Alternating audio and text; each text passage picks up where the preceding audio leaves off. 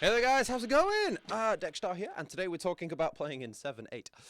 Eesh. So this is odd time signatures. If you're new to this and it sounds complicated, you can do this, okay? It's just the understanding that usually kind of puts people off. So we're playing in 7/8, and all that means is we're playing 7/8 notes in a bar as opposed to playing 8/8 notes in a bar if we're playing in 4/4. Saying a lot of terminology, let me break it down. So if we're playing a normal groove like this, 1, 2, 3, 4. We're usually playing what we call eighth notes on the hi-hat. 1 and 2 and 3 and 4 and 1. Or 8 beats. 1, 2, 3, 4, 5, 6, 7, 8. 1, 2, and then it kind of starts again.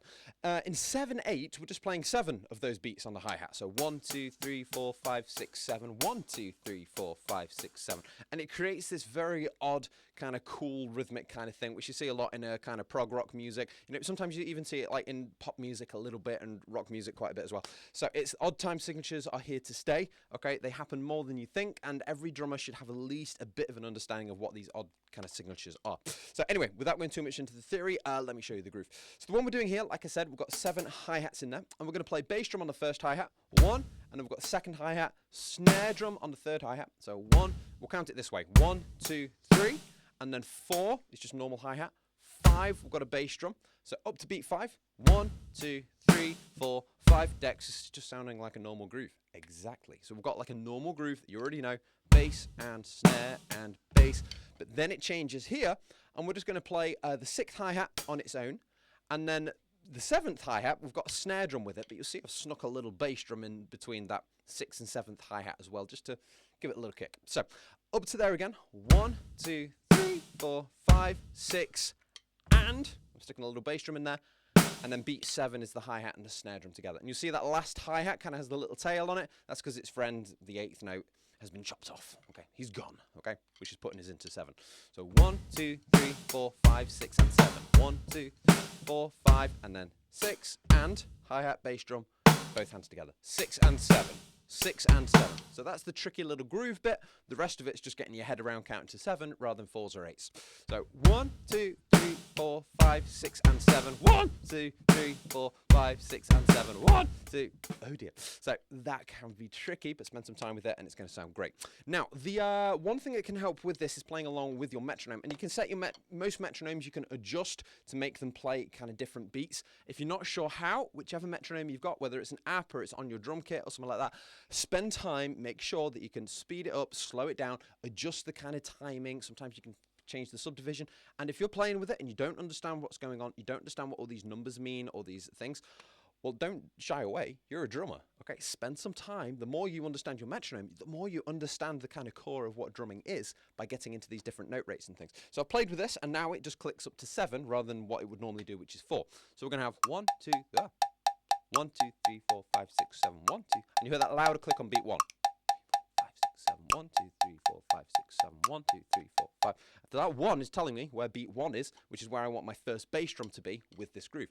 1, 2, 3, 4, 5, 6, and 7. 1, 2, 3, 4. And it feels a bit kind of stuttery and like you're kind of chopping the groove short a little bit to start with. And that's okay. And it might not sound great to start with, but by playing more time in 7 in this environment, the more comfortable you're going to become and the more you'll start to make it kind of groove and bounce, and people will start nodding their heads along, even if they do it looking like a robot, like 1, 2, 3, 4, 5, 6, 7, 1, 2, 3, 4, 5, 6, 7, 1, 2. And that's all fine, because this is us getting into this kind of advanced concept here. So yeah, but everyone should have a bit of an understanding of this. Anyway, so I'm going to put the metronome on in 7, practice at that. This is at, 244 BPM, obviously playing in 8th notes. Sounds complicated, don't worry about it guys, just hit the drums. But it's, yeah, we're going to have a try at this. I'm going to play a little bit of a solo with this groove, trying to keep it going. And then I'm going to try and do some fills, which is a lot harder. But again, this is kind of where you're going with it. So anyway, a bit of a demonstration. Also, please remember to subscribe if you're new. And again, if you press that join button, it'll give you access to the channel membership stuff. And there's a whole load of the kind of exclusive courses and stuff in there, which is growing every single week. Every single Friday, we're releasing new content. So check that out if you're interested. Here we go. 1, 2, 3, 4, 5, 6, 7. 1, 2, 3, 4, 5, 6, and 7. 1, 2, 3, 4, 5, 6, and 7. So just spending time getting comfortable. Next, you can put a crash on the 1.